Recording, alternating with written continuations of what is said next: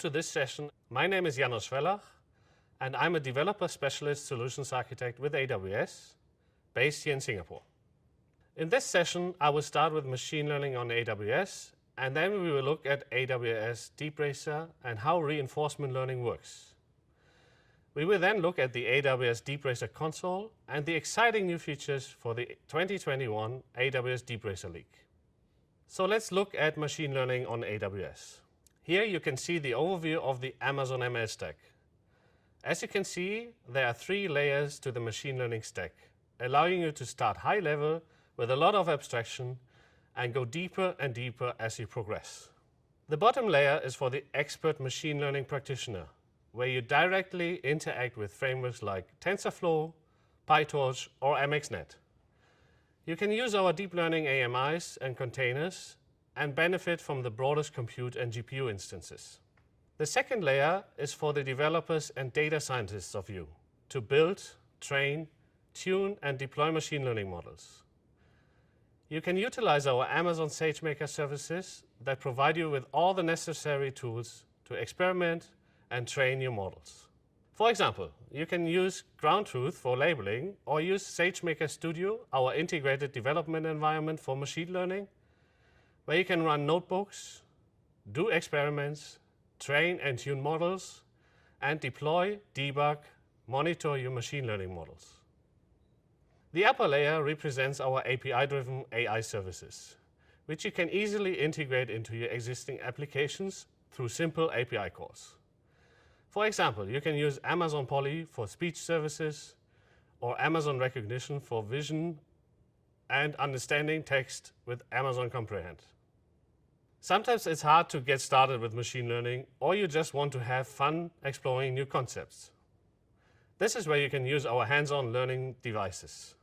In 2017, we announced AWS DeepLens, where you can get hands-on experience with deep learning algorithms and techniques. A year later, in 2018, we announced AWS DeepRacer, where you can experiment with reinforcement learning.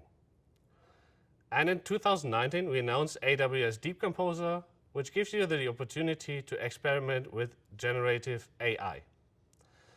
Since then, we improved our AWS DeepRacer with DeepRacer Evo, which you can see in the picture. Let's look at AWS DeepRacer in more detail now. In 2018, we added support for reinforcement learning to Amazon SageMaker, which then allowed support for AWS DeepRacer. DeepRacer literally puts reinforcement learning in the hands of everyday developer of all ML skill levels. This is the AWS DeepRacer Evo.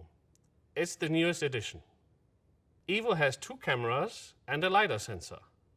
LiDAR stands for light detection and ranging, and this allows you to handle more complex reward environments and strategies for your racing. For example, you can detect objects with the 2 cameras or detect if another car approaches from behind with a LiDAR sensor. The rest remains the same as the classic AWS DeepRacer. So get your hands-on experience with DeepRacer, and even if you've mastered DeepRacer before, Evo expands the learning and racing with new challenges to solve.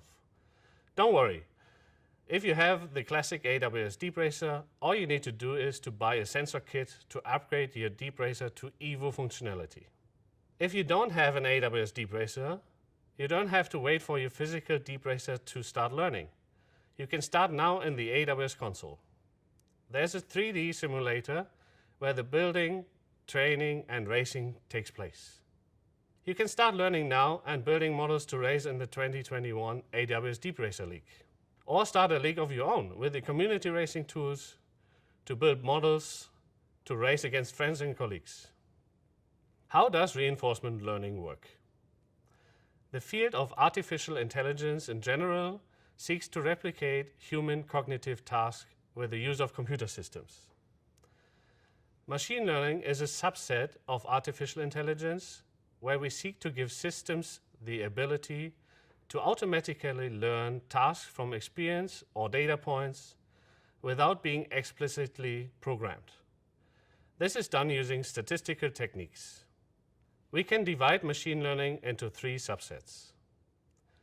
Supervised learning that learns from annotated sets of feature label examples. This requires a large amount of curated training data consisting of label and data pairs to learn. Models learn to accomplish a well-defined single task and don't extrapolate easily to other tasks or subtasks without new data. Unsupervised learning learns to classify data based on the proximity of points or the underlying shape of the data without having explicit labels for the training data. Reinforcement learning interacts with its environment and learns which actions led to good outcomes and which led to bad outcomes. It will learn from its experience and over time repeatedly chose actions that lead to good outcomes. Reinforcement learning is built on the idea that incentivizing an agent for good behavior and penalizing bad behavior leads to a well-behaved agent over time. This Pavlovian concept of teaching machines a desired behavior is similar to how children are taught by adults or how humans tend to train and incentivize pets by the use of treats. So you can see here we are rewarding the dog for positive behavior and don't reward for negative behavior. Over time, this will lead to a well-trained circus dog. Reinforcement learning techniques have been applied successfully to train models for a number of different areas, like autonomous cars, fleet logistics, financial trading algorithms, data center cooling. Another one that is not mentioned here but worth calling out is gaming. Games, being a closed environment with a discrete set of possible actions, make for a great research platform for reinforcement learning. You have probably heard of DeepMind and AlphaGo beating the world's best Go player, and OpenAI managing to hold its own in a multiplayer Dota competition with some of the world's best players. Both of these successes were achieved using reinforcement learning. Let's look at some basic reinforcement learning terms. First, the agent. The agent is a piece of software or model that acts autonomously in a given environment to reach a specified goal. The agent interacts with the environment. The state is the current state of the environment that's visible or known to our agent and upon which it needs to act. The action is what the agent needs to try in order to achieve its goal, given the current state. Action is taken based on exploring or exploiting what the agent has learned. We define the actions that the agent can take in an action space. The reward. If the chosen action gets the agent closer to the goal, you should reinforce this action in future through a positive reward, or you can penalize with a negative reward. Finally, the episode. This represents each iteration where an agent goes from the start position to a termination state. In the case of our DeepRacer, this would mean the car crashing off the track or finishing the track. More specifically, reinforcement learning is interested in the creation of a model where an agent can choose certain actions in an environment in order to achieve a goal. In the case of the AWS DeepRacer, the agent is a virtual RC car, the environment is a virtual racetrack, the actions are throttle and steering inputs to the car, and the goal is completing the racetrack as quickly as possible without deviating from the track. The key part of the training process in reinforcement learning is how you look to incentivize or reward the choice of action that led to the specific goal. So let's look at how the reward function will work. This is a simple straight track. The goal is to find the fastest way to reach the goal. Of course, we as humans can see immediately that just driving in the middle will give us the best result. But how can we train a machine to learn this? Each square represents a state of the track, so we can assign a reward for the agent on each square. So here we assign the highest reward to the straight line in orange and less reward for the outer areas of the track, and purple represents off track, so the episode will be over. Let's see how that would look like.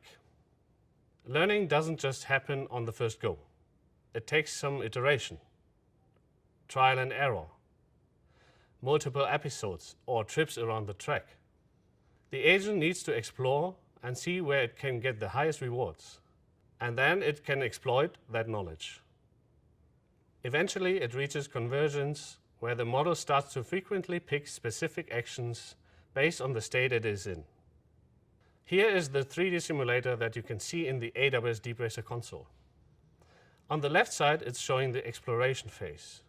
It's common that cars drive off the road in the early stages of the training process. On the right side, you can see once the agent learned, it can exploit its knowledge and stay on the track. Let's talk about the training process, which in the end produces a model that navigates the track for the highest reward. The car interacts with the simulated racetrack environment during training, with an overall goal to get to the finish line while maximizing its total reward. DeepRacer drives around the track, taking about 15 pictures per second. After each picture, DeepRacer will take an action like changing the speed or steering angle. The cool thing about the DeepRacer Evo is that it has stereo cameras and LiDAR, so it has more in-depth view of its state and can sense objects as well. When the car ends up in a new state, it receives a reward based on the action it chose. Learning is a repetitive process, generally 20 episodes around the track. You can control the amount of episodes using hyperparameters that you set. The more it goes around the track, the more experience and knowledge it collects. At the end of the process, it produces a model. The more knowledge the model collects, the smarter it becomes. It's able to figure out which actions in which states lead to the largest cumulative rewards and uses that knowledge in the future driving decisions. Once training is finished, you have a model that can be uploaded to a physical agent, a real DeepRacer vehicle, that will then use that model to navigate a physical track in the real world. DeepRacer uses a neural network architecture with multiple layers. Think of it as a way to extract patterns from images, trying to figure out which actions lead to the best reward. First, the DeepRacer takes a picture of the environment, and this picture is converted into grayscale. If you use it in Evo, you're actually getting 2 images instead of 1, both stacked together, and if you're using LiDAR, you will get another vector showing 90 degrees behind the car. Then the pixels of the input get sent through the convolutional neural network, or short CNN, with 3 layers where we do feature extraction. The features include track border, center line waypoints, in-field or on the track, or out of field, and more. This then feeds into the policy network, which is a fully connected layer followed by actions. The model will output a probability distribution over the action space. The dimension of the action space can be determined as a hyperparameter. So now that we know the theory behind DeepRacer, let me show you how you can get started with the DeepRacer console. First, here's an overview of the DeepRacer simulation architecture so that you have an idea what's under the hood. The AWS DeepRacer console service is a high-level orchestration tool that provides a simplified approach to the task of training the DeepRacer. The objective is to simplify as much as possible for users to start exploring reinforcement learning by handling a lot of the framework, algorithms, and hyperparameter choices. Under the covers, it's making use of SageMaker and RoboMaker to do the training and run the simulation environment respectively. This is abstracted from you, so you can focus completely on your reward function with DeepRacer. This is the most important piece when we talk about reinforcement learning, the reward function. You will write it in the console using Python code. The great thing is, to help you get started, there are 3 reward function examples that you can use to get up and running quickly. In the reward function, you have access to variables containing measurements from the simulator after each action. You can then use these to build the reward function logic. For example, the simulator tells you how close your car is from the center of the track and how wide the track is. One strategy can be to give a higher reward for being closer to the center of the track. This is exactly what the reward function in the screenshot is doing. Once you wrote your function, you can also validate its code before you save it and run the training. Oftentimes when writing this reward function, you might have questions.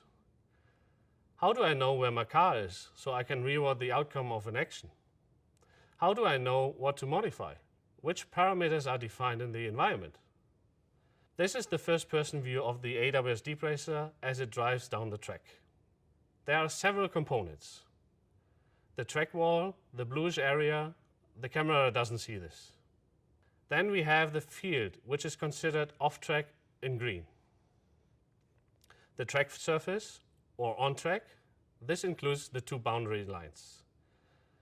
The track boundaries are the two right lines around the track surface. And the center of the track, the yellow dashes. Remember, the car doesn't see yellow. It just sees a lighter color because it's grayscale. These components are important because we can use them to determine whether an action resulted in a good or bad outcome.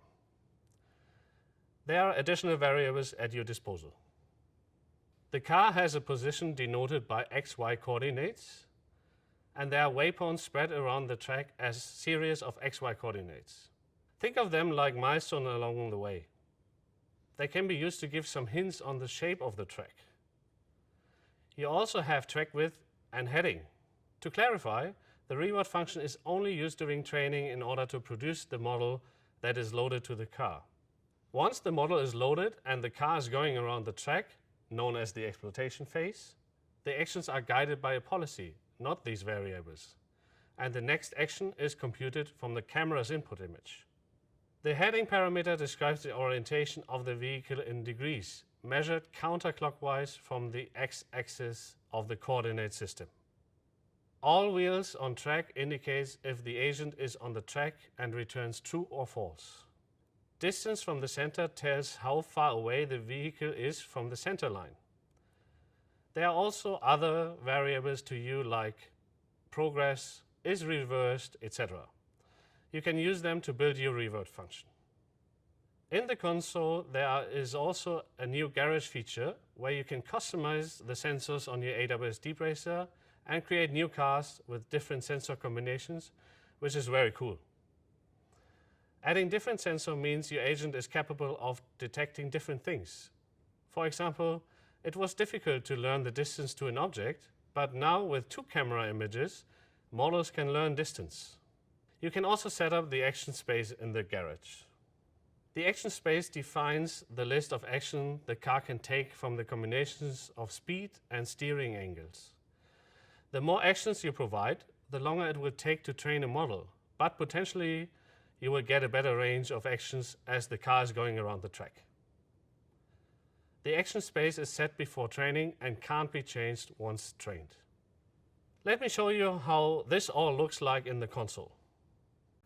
In the AWS console, just type in DeepRacer to open up the DeepRacer console. Once this is loaded, you will have some information like the DeepRacer League.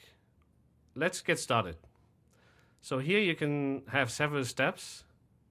For example, step 1, learn the basics of reinforcement learning. Or just create the model right away. Let's hit create model.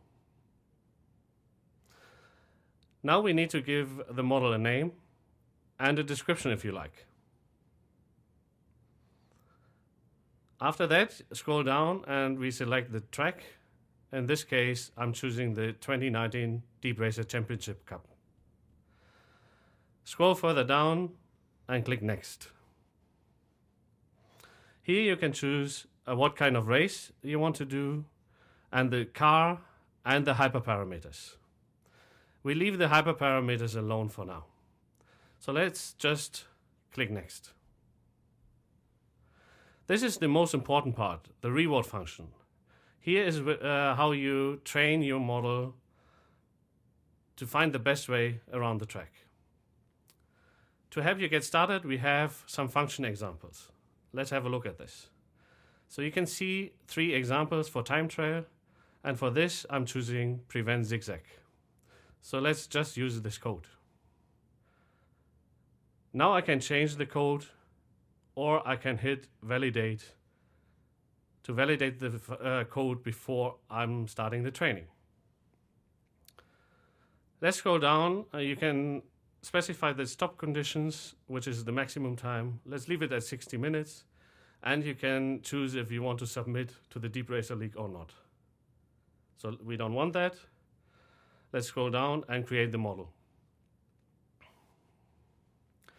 This takes a moment to initialize the training.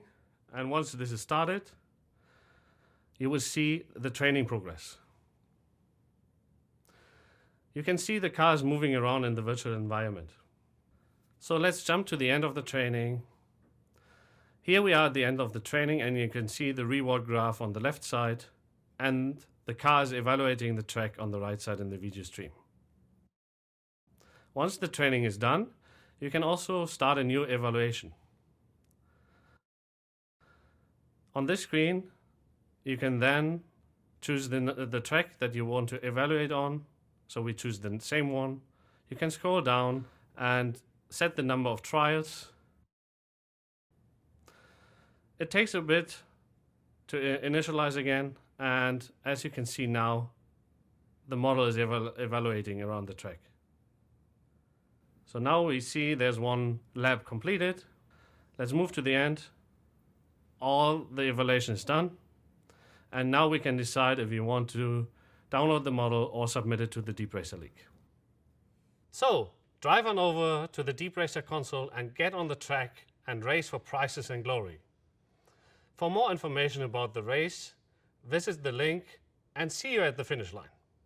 There are several resources out there to help you get started with AWS DeepRacer, and believe me, once you start racing, you will not want to stop. And remember, you don't need a physical car to start training and racing. You can do it all virtual. That's all about DeepRacer for today. You can find more information on how to use AI and machine learning at our AWS AI and Machine Learning Resource Hub. Thank you again for attending, and I would really appreciate your feedback, so please take the time to fill out the survey. I hope you enjoyed the session, and see you next time.